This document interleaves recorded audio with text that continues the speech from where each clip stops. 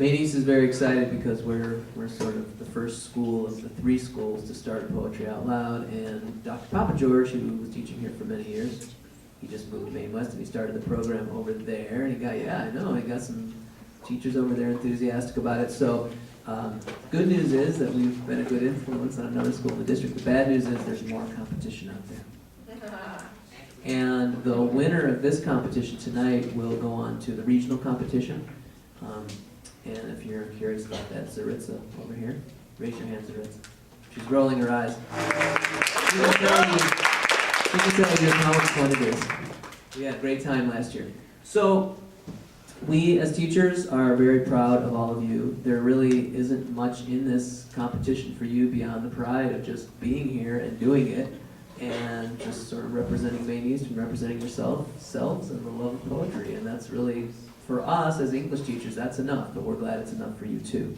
So we're going to get started. I want to introduce our judges and the various personnel here. So first we have Mrs. Gallagher. Raise your hand, Mrs. Gallagher. Mrs. Gallagher is the department chair of English and a big fan of Poetry Out Loud. She's also going to be running the camera and doing the accuracy judging tonight.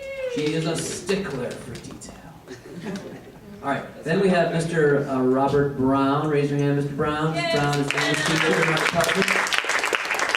A lover of poetry and table tennis. 2 things which go hand in hand for Mr. Brown. Next to Mr. Brown, we have Mr. Dave Hessert. Dave Hessert is a poet himself and also an English teacher and one of the leaders of the Poetry Slam team, which is a slightly different kind of poetry that you might be interested in. You should check in with him if you're interested in that. And finally, we have the organizational genius, the mad genius of Miss Lee Chin. Raise your hand, Miss Lee Chin. All right, Miss Lee Chin got us organized, more organized than we've ever been. This is great. And I'm tallying, and I'm accepting money. Oh yeah. Right. So anyway, just Mr. Lundberg, one thing about the reality that some people might walk in and walk out. You know, we try to keep the door and we try to keep the room able for you to focus and concentrate on doing your best performance. But truly, you know, in the spirit of poetry, don't get distracted. Don't get distracted by any of those little things, because we're not going to stop somebody from coming in or going out. We're going to do our best, but just be aware as you stand at the microphone. It's possible that, you know, something could distract you, but persist, push through, okay? Don't worry about it.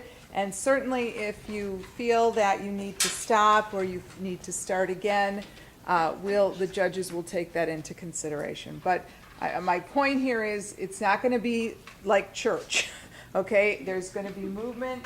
We can't control it. This building is used by a lot of people. They might be on the stairs. We'll do our best, but just, you know, be aware of that. okay, one other thing to be aware of is that there's a cord behind Yeah. Mrs. Gallagher, so try not to trip on it. So the way things are going to go, we're going to basically just go by teacher, and you know, each teacher has had several students show up and a few no-shows, which is fine. We've got a lot of great competitors tonight. So I'm going to basically tell you the name of the teacher, and then I will call your name.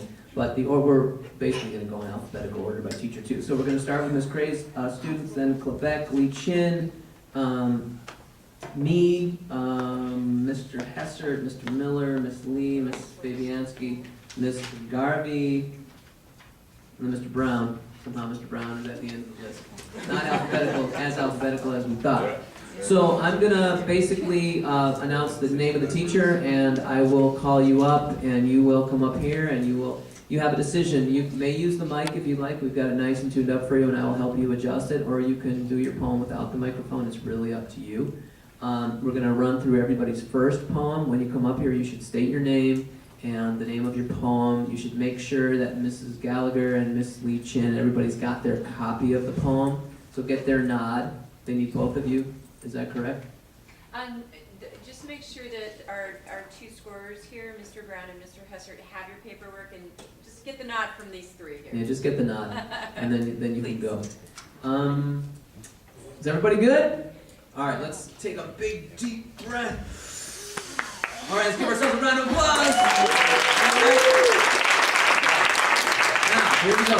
So, this is going to be the order for Mrs. Craig. We're going to have Aneta Shamanovich, we're going to have Jessica Ilk, and Ian De Leon. We are going to start with Aneta. Aneta, come on forward.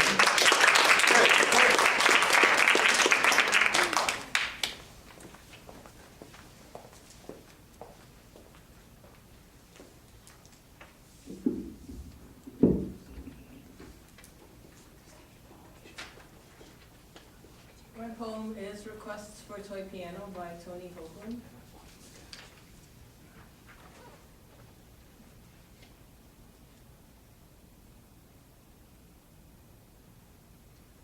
Play the one about the family of the ducks, where the ducks go down to the river and one of them thinks the water will be cold, but then they jump in anyway and like it and splash around. No, I must play the one about the nervous man from Palestine in row 14 with a brown bag in his lap in which a gun is hidden in the sandwich. Play the one about a handsome man and woman standing on the steps of her apartment and how the darkness and her perfume and the beating of their hearts conjoin to make them feel like leaping from the edge of chance. No. I should play the one about the hard rectangle of the credit card hidden in the man's back pocket and how the woman spent an hour plucking out her brows and how her perfume is made from the destruction of 100 flowers. Then play the one about the flower industry, in which migrant workers curse their own infected hands from tossing sheaves of roses and carnations into the back of refrigerated trucks. No. I must play the one about the single yellow daffodil standing on my kitchen table, whose cut stem draws water upwards so that the plant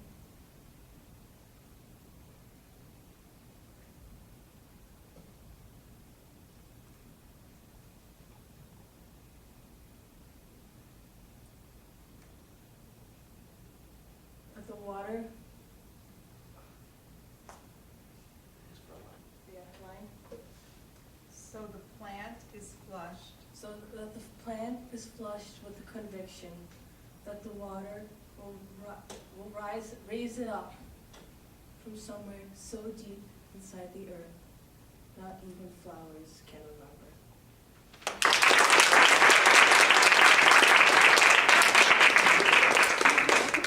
Thank you, Aneta. Aneta is what in some circles would be called the sacrificial poet, because she had to go first, and so that's a tough job. So if you do happen to just space out a line, just say line, Mrs. Gallagher will prompt you with a line or a couple of words. One thing that I did mention, and we're going to get through this first round, we're going to take a short break, and then we will come up with 5 or 10 people to move on to the second round, so just so you know how it's going to go. All right, Jessica Ilk.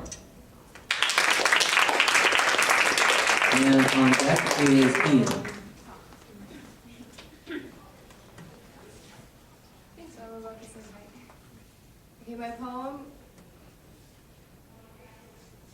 Sorry, you can announce your poem. Sorry, Jessica. Okay, my poem is Battle Hymn of the Republic by Julia Ward Howe. You have it back here.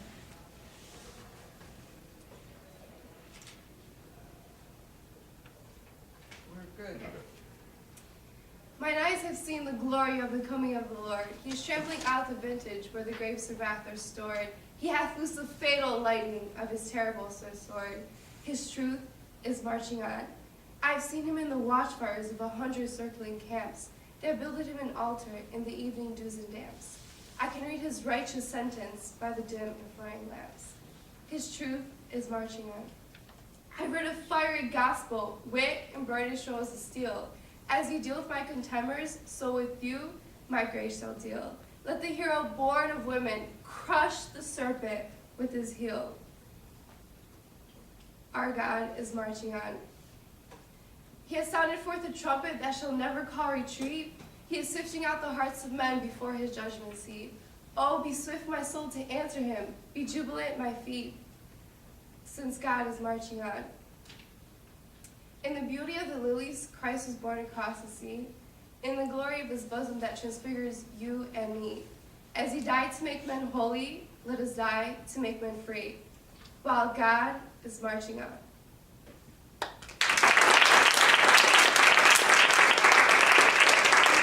Thank you, Jessica. Ian, you're up. Woo! Yeah, well,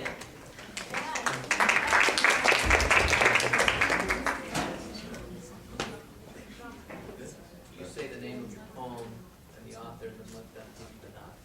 This is one art by Elizabeth Bishop or Bishop. I just had an hour argument about this, so whichever one you choose. I'm sure it's vicious.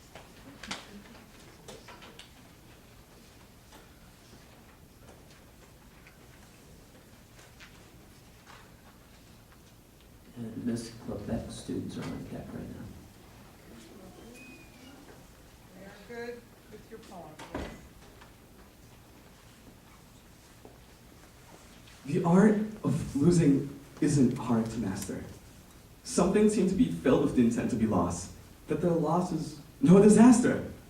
Lose something every day, except the fluster of lost door keys, the hour badly spent.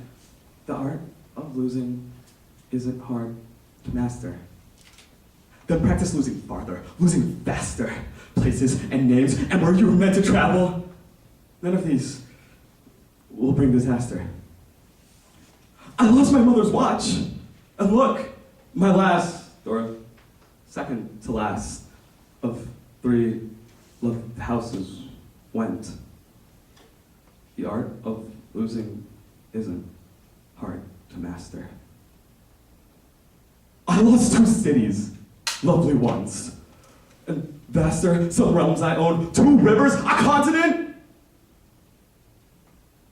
I miss them. But it wasn't a disaster. Even losing you! A joking voice, a gesture I love. I shan't have lied. It's evident the art of losing's not hard to master. Though it may look like, write it! Like disaster!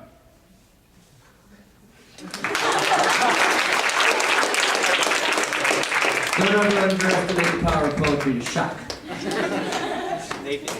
All right, so we have, for Miss Quebec, we have Mary, Gilliana, and Trayla George. So Mary, why don't you come on up? And Trayla, you're on deck, so get ready.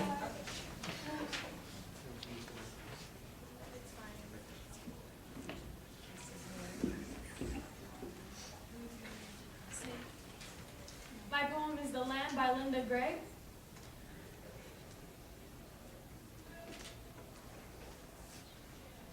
Sorry, we're good back here.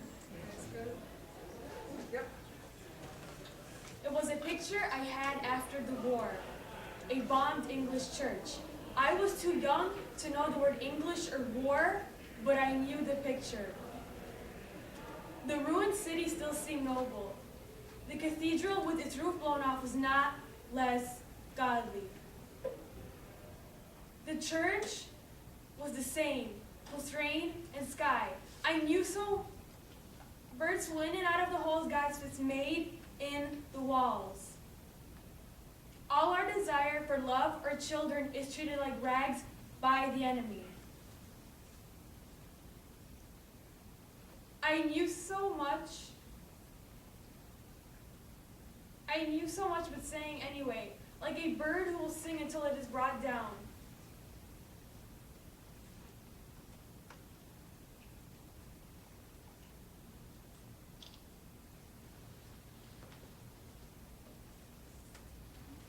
Line. When they take away the trees, the child picks up a stick and says, "This is the tree. This is the house, this is the family," as we might. Through a door of what had been a house into a field of rubble walks a single lamb, tilting its head, Hungry, curious, unafraid.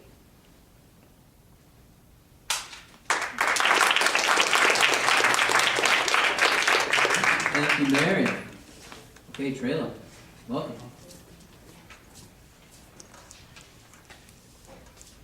Tell them your poem. My poem is The Darker Sooner by Catherine Wayne.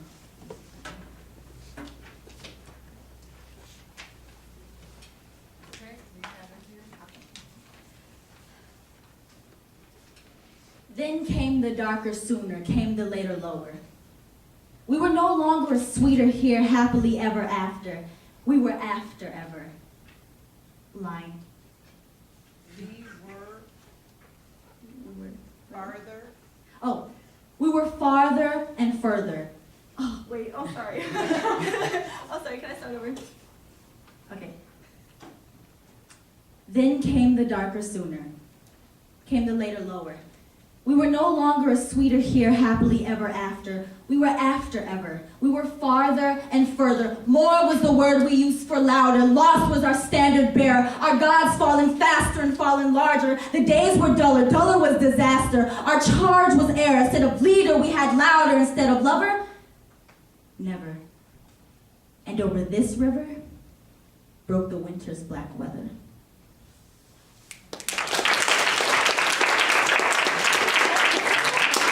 All right, thank you, Trayla.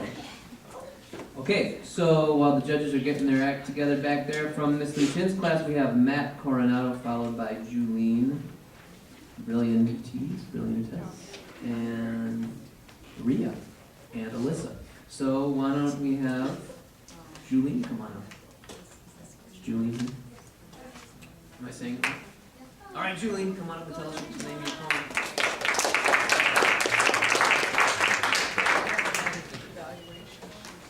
Pity the Beautiful by Donna Julia. Hold on. Okay.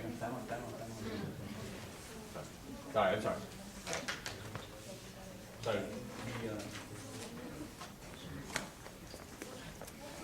Hang on just a second. If you want to step away, just a second here. Wait, Mr. Lumber? Yes. What? We have Matt Coronado. Yeah, I skipped Matt, I'm sorry. Can Okay. we just let Julene go and then we'll do Matt? Oh, no, yeah, no problem. I'm sorry. Hey, Matt, I'm sorry, wherever you are. My mistake. Oh, hang on just a We second. need just a second to reorganize.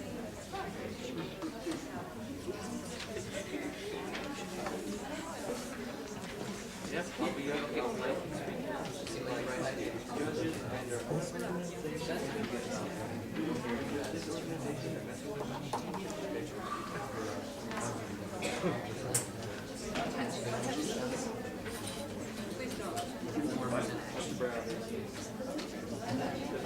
The very act of telling you that.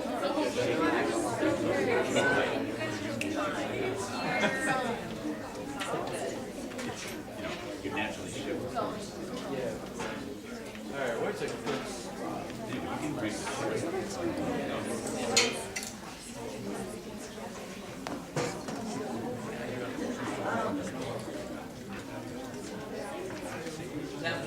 Well, we've got some people need to sign in.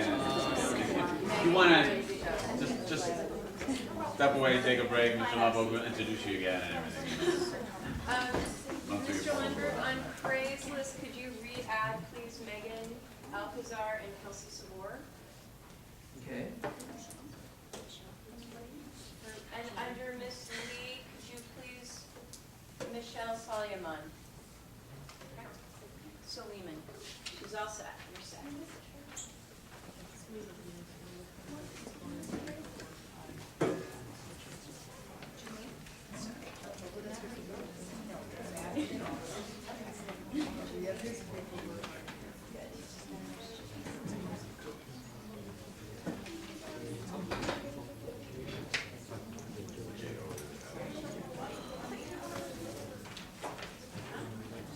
So should we come back to those two students from Miss Cray at the end?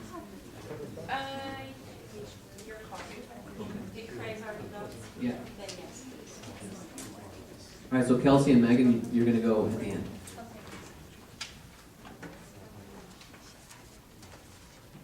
Okay, Julie, we have your poem, we have your scoring sheet. We're sorry for the confusions. No problem. Okay, so Pity the Beautiful by Donna Julia. Pity the beautiful, the dolls and the dishes, the babes with big daddies granting their wishes. Pity the pretty boys, the hunks and Apollos, the golden lads whom success always follows. The hotties, the knockouts, the 10s out of 10, the drop-dead gorgeous, the greatly men. Pity the faded, the bloated, the blousy, the paunchy Adonis, whose luck's gone lousy. Pity the gods, no longer divine. Pity the night, the stars lose their shine.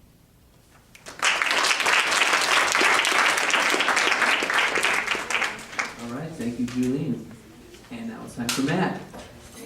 On to the topic.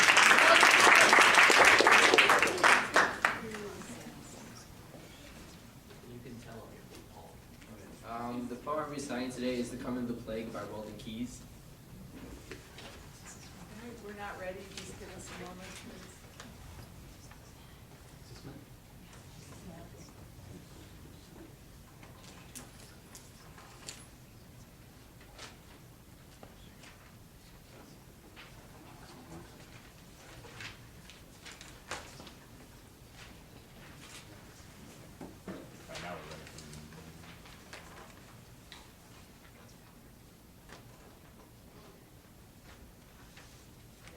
Now we're ready for Matt? Yeah. Okay. September was when it began, locusts dying in the fields, our dogs silent, moving like shadows on a wall, and strange worms crawling, flies of a kind we had never seen before, huge vineyard moths. Badgers and snakes abandoning their holes in the fields. The fruit gone rotten. Queer fungi sprouting. The fields and woods covered with spider webs. Black vapors rising from the earth. All these and more began that fall. Where there was water, we could hear the sound of beating clothes all through the night. We could not count all the miscarriages, the quarrels, the jealousies. And one day, in a field, I saw a swarm of frogs, swollen, hideous, hundreds upon hundreds, sitting on each other, huddled together, silent, ominous. I heard the sound of rushing wind.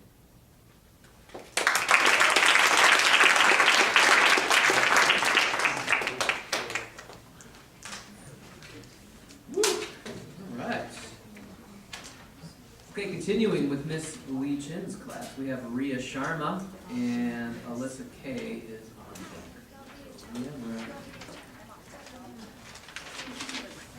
Is Rhea here? Yep. Rhea?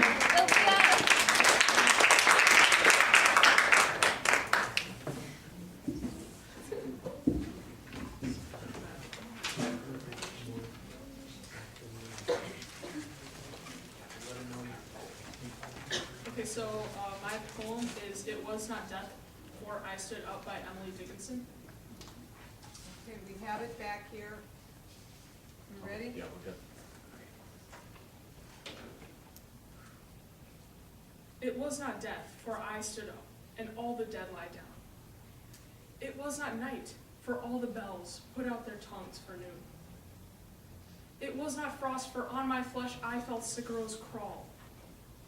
Nor fire, for just my marble feet could keep a chancel cool. And yet it tasted like them all, the figures I have seen. set orderly for burial reminded me of mine. As if my life were shaven and fitted to a frame, and could not breathe without a key, and 'twas like midnight sung. When everything that ticked has stopped, and space stares all around, or grisly frosts, first autumn morns, repealed the beating ground. But most like chaos, stopless, cool, without a chance or spar, or even a report of land to justify despair.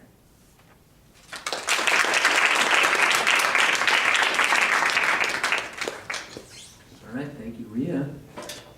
Alyssa, welcome to the microphone.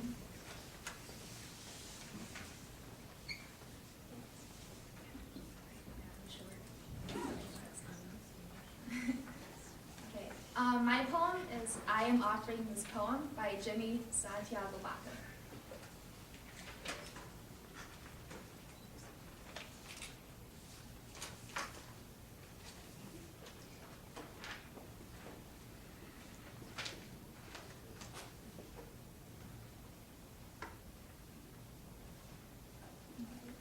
Yes. I am offering this poem to you since okay, can I do that? Okay. I am offering this poem to you since I have nothing else to give. Keep it, like a warm coat when winter comes to cover you. Or like a pair of thick socks the cold cannot bite through. I love you. I have nothing else to give you. So it is a pot full of yellow corn to warm your belly in winter. It is a scarf for your head to wear it is a scarf for your head. It's a scarf for your head to wear over oh my god. Okay. It is a scarf for your head to wear over your hair and tie up around your face. I love you. Keep it, treasure this as you would. If you are lost in the wilderness, you need direction. In the wilderness, life becomes more mature. And in your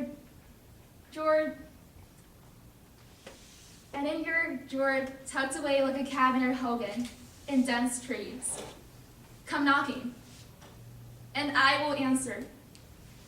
Give you directions, and let you warm yourself by this fire. Rest by this fire, and make you feel safe. I love you. It's all I have to give and all anyone needs to live. To go on living inside when the world outside no longer cares if you live or die. Remember, I love you.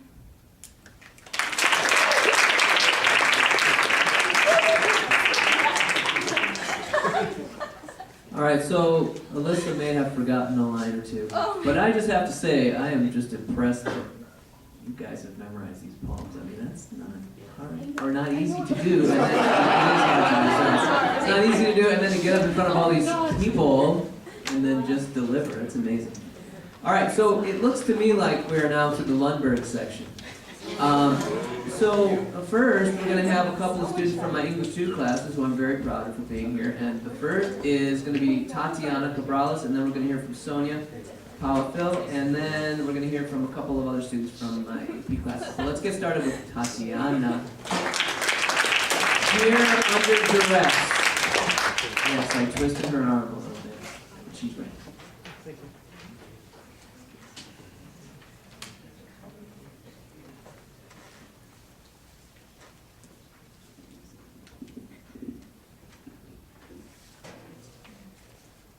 My poem is Echo by Christina Rosati. Come to me in the silence of the night. Come in the I have Echo by Daryl Hine. I'm sorry, I need to pull up the right poem. Sorry, wrong echo.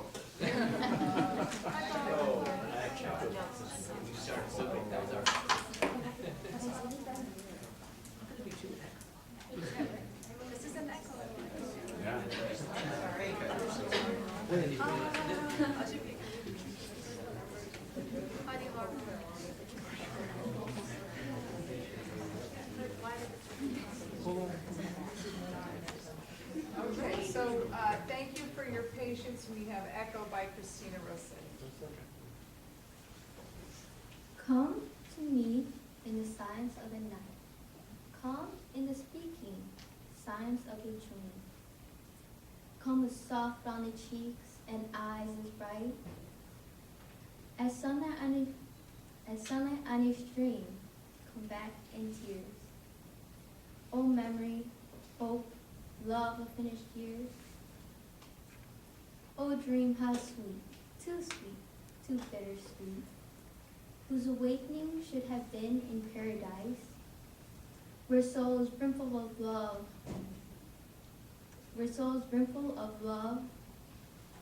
abid and meet, where thirsting, longing eyes watch the slow door, that opening, letting in, lets out no more. Yet come to me in dreams that I may live.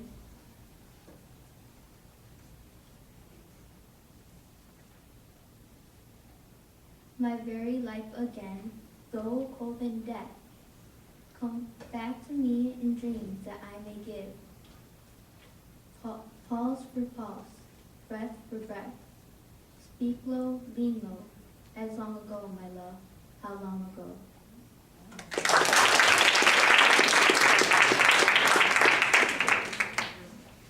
All right, thank you, Tatiana. Okay, I will now release my chokehold, making you do that. Okay, so Sonia, you're up. Okay, now on deck we have Rebecca Joseph, V, and Jane. Okay, just so you know.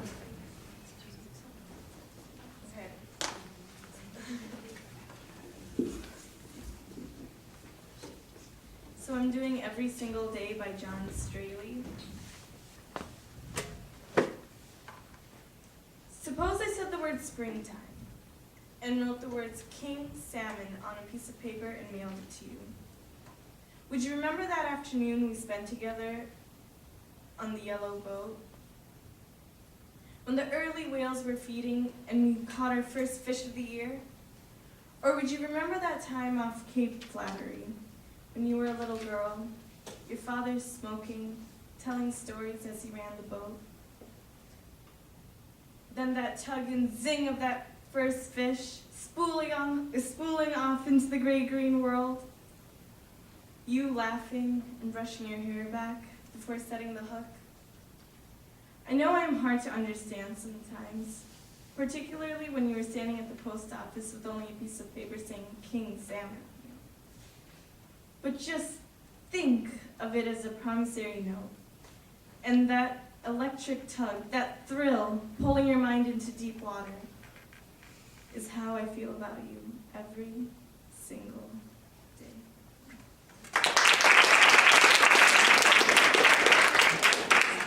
All right, thank you, Sonia. It's now Rebecca Joseph. V.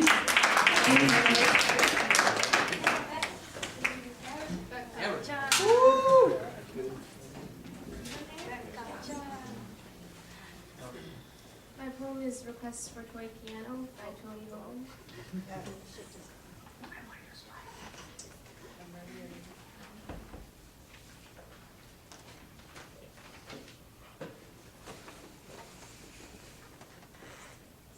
All right, thank you, we're ready. Play the one about the family of ducks where the ducks go down to the river and one of them thinks the water will be cold, but then they jump in anyway and like it and splash around. No.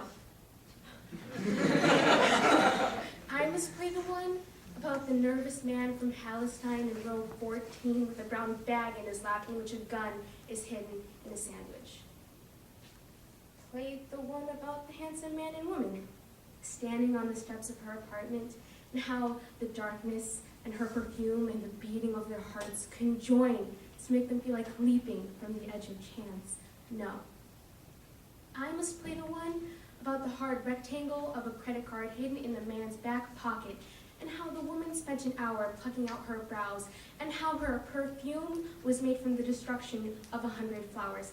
Then play the one about the flower industry in which migrant workers curse their own infected hands from throwing sheaves of roses and carnations into the back of refrigerated trucks? No.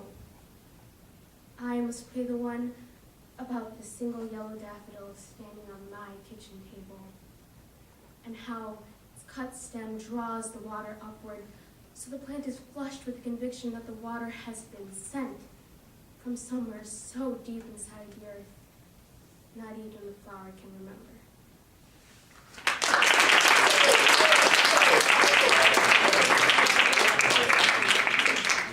All right, thank you, Rebecca. All right, V, are you ready? All right, she's ready.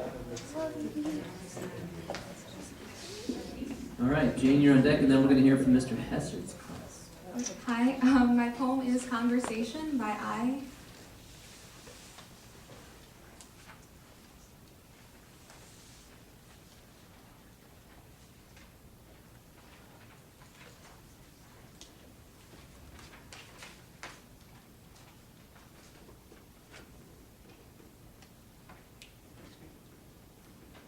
We smile at each other and I lean back against the wicker couch. How does it feel to be dead? I say.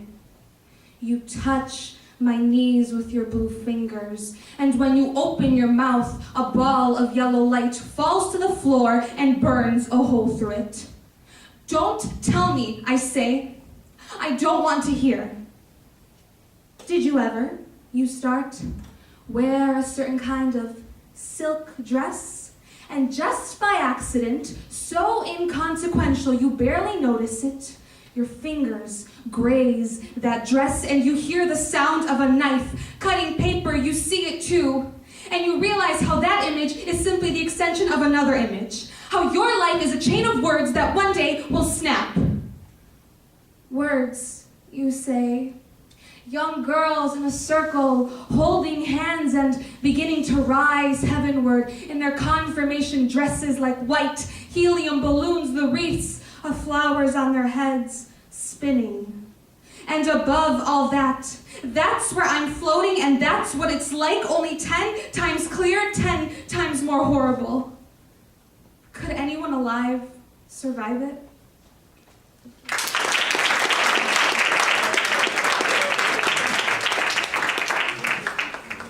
All right, Jane Escarez. Come to the front. All right. Nice hopping.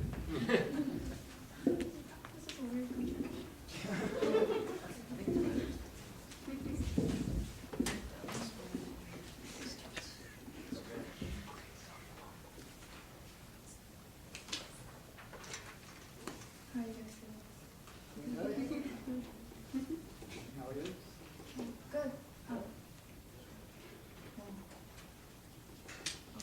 Okay, Jane. My poem is the Ode to the Tall Near the Children's Hospital by Kevin Young.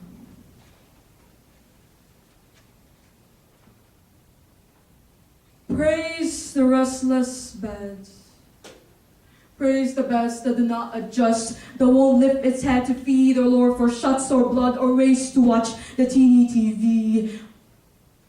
Praise the hotel TV that won't quit its murmur and holler. Praise the room service that doesn't exist, just the slow delivery of cooling pizzas in brown bags, leaky, greasy, and clear. Praise the vending machine. Praise the change. Praise the hot water and the heat, or the loud cool that helps the helpless sleep. Praise the front desk who knows how to wake room 120 when the hospital rings. Praise the silent phone. Praise the dark drawn by thick daytime curtains after long nights of waiting awake. Praise the waiting and then praise the nothing that's better than bad news. Praise the wake-up call at 6 a.m. Praise the sleeping in.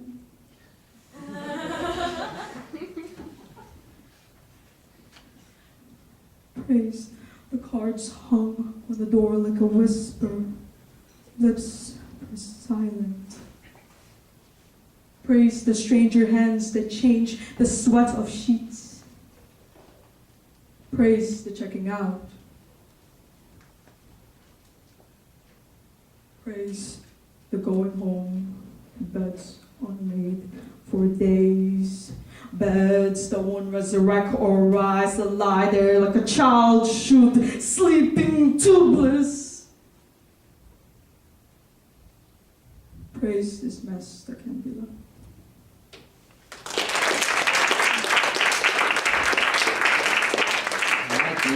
Jane.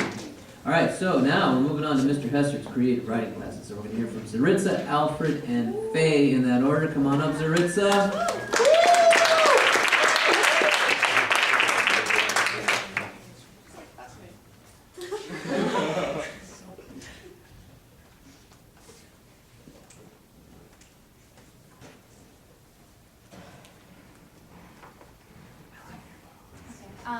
I'm doing On Monsieur's Departure by Queen Elizabeth I.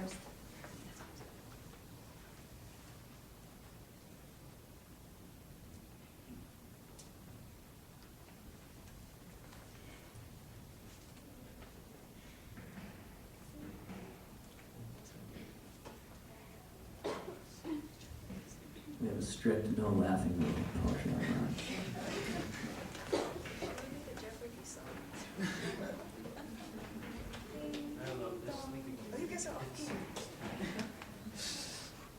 Okay, we're ready. I grieve and dare not show my discontent. I love and yet am forced to seem to hate. I do, yet dare not say I ever meant. I seem stark mute, but inwardly do prate. I am and not. I freeze and yet am burned, since from myself another self I turned. My care is like my shadow in the sun, follows me flying, flies when I pursue it, stands and lies by me, doth what I have done. This too familiar care doth make me rue it.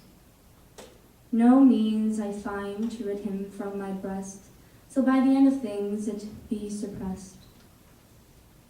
Some gentler passions slide into my mind, for I am soft and made of melting snow. Or be more cruel love, and so be kind. Let me or float or sink, be high or low, or let me live with some more sweet content, or die and so forget what love e'er meant.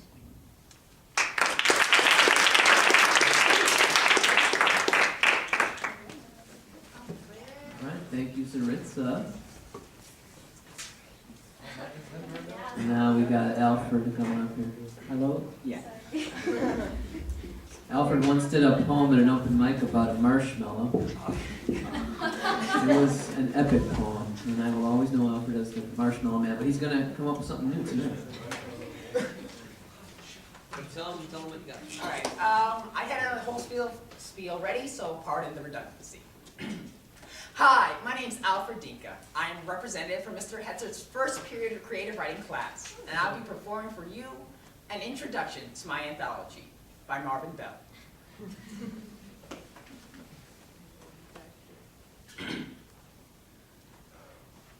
Such a book must contain, it always does, a disclaimer.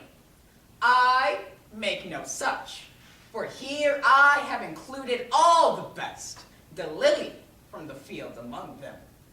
Forget-me-nots and mint weeds, a rose for whoever expected it. And lime. A buttercup. And a buttercup for the children to make their noses yellow. Here is clover for the lucky to roll in, and milkweed to clatter. A daisy for one judgment, and a violet for when he loves you, or if he loves you not. And why not? those who sniff and say no. These are the wrong ones, and there are always such people. Let them go elsewhere, and quickly. For you and I, who have made it this far, are made happy by occasions requiring orchids or queenly arrangements and even a bird of paradise, but happier still by the flowers of circumstance, cattails of our youth, field grass and bulrush. I have included the devil's paintbrush, but only as a peacock among the barn fowl.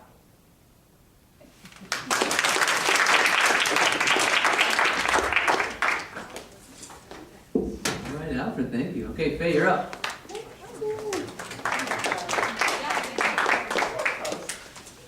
Wow, it's a tough act to follow. Okay, are we ready? Make sure you say your poem. I'm Faye Alba, and I'll be doing The More Loving One by W.H. Auden. Hang on for just one second.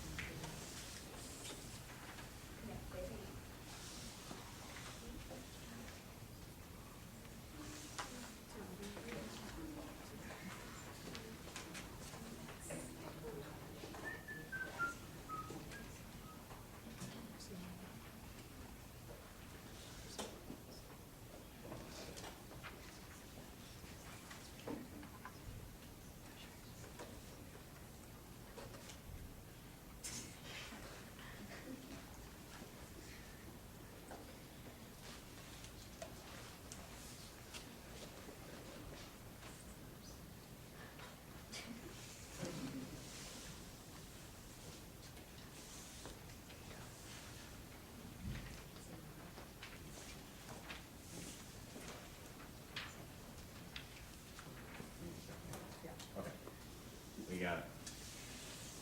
Looking up at the stars, I know quite well that for all they care, I could go to hell. But on earth, indifference is the least we have to dread from man or beast. How should we like it were stars to burn with a passion for us we could not return? If equal affection cannot be, then let the more loving one be me. Admirer as I think I am, of stars that do not give a damn, I cannot, now I see them, say I missed one terribly all day. Were all stars to disappear or die? I should learn to look at an empty sky and feel its total dark sublime, though this might take me a little time.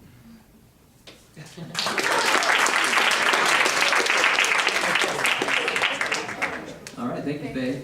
Okay, now we are going to zoom ahead to Mr. Miller's class. So we have Maha and Karina. So Maha, come up to the stage. Welcome.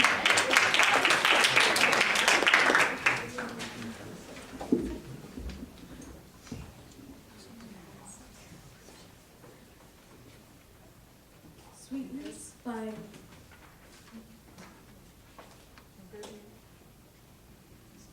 Hang on, 1 second. Yeah, sorry. Sweetness by Stephen Dunn.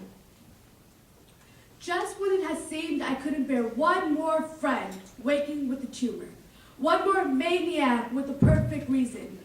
Often a sweetness has come and changed nothing in the world except the way I stumbled through it. For a while lost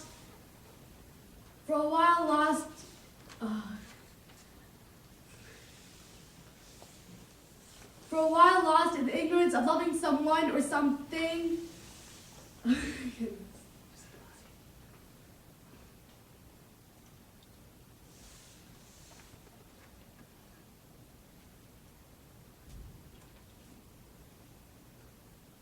I just went that way. Let me start. Just when it has seemed I couldn't bear one more friend waking with a tumor, one more maniac with a perfect reason. Often a sweetness has come and changed nothing in the world except the way I stumbled through it.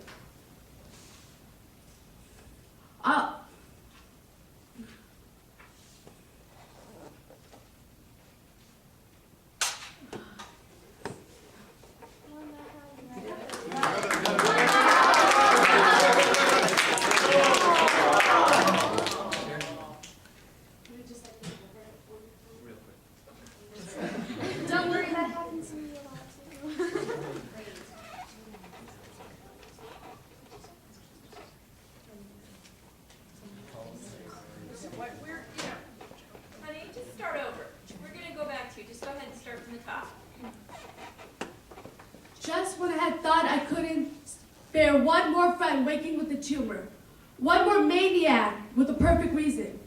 Often a sweetness has come and changed nothing in the world except the way I stumbled through it. For a while, lost in the ignorance of loving someone or something,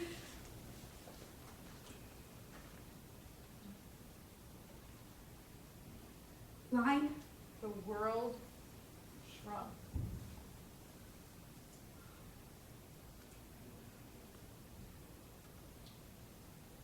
To mouth soft. Can I just look at it one more time? I don't know the rest of it though.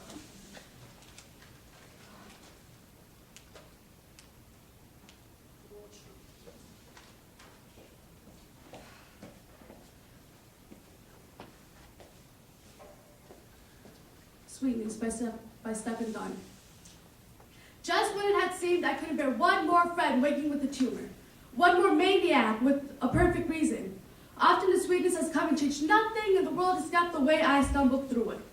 For a while lost in the ignorance of loving someone or something, the world shrunk. Mouth size, hand size, never seeming small. I acknowledge that there is no sweetness that doesn't leave a stain. No sweetness that's ever sufficiently sweet. Tonight a friend called to say his lover was killed in a car he was driving. His voice was low and guttural. He repeated